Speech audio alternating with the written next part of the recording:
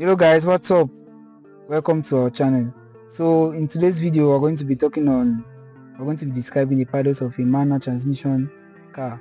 So we have three paddles here. We have on our left side we have the clutch, on the middle we have the brakes, and by the right we have the gas paddle.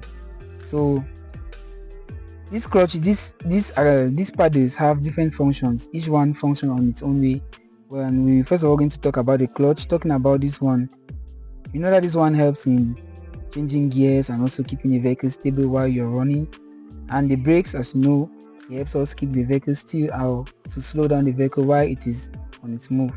And the accelerator or the gas is used to take the vehicle into a momentum or to give the vehicle a momentum while you're on the road or trying to move on.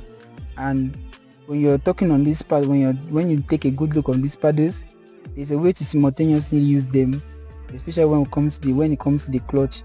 The clutch does not only play a role in changing the gear, it also plays a role in helping stop the vehicle or to keep the vehicle, so to help stop the vehicle in a very fixed way that it doesn't choke the engine. And we also have the brakes, of course. That is one, when it is wrongly used, especially when you don't have an ABS transmission in your vehicle, the brakes can actually cause a very fast stop. And the accelerator, as you know, is meant to accelerate.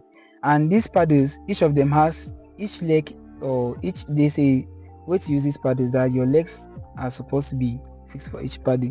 For the accelerator or the gas, we have our right foot that can be used to use the accelerator. We also have the brakes. The accelerator, the right foot also used to use the brakes. But for the clutch, when it comes to the clutch, you have just your left foot to use this one. Be careful not to use your left foot on any of these other two paddles, because it is very forbidden. Using this left foot for your brakes or the accelerator can lead you to accident. So I hope you've understood everything there is to understand with these paddles and how you can easily use them.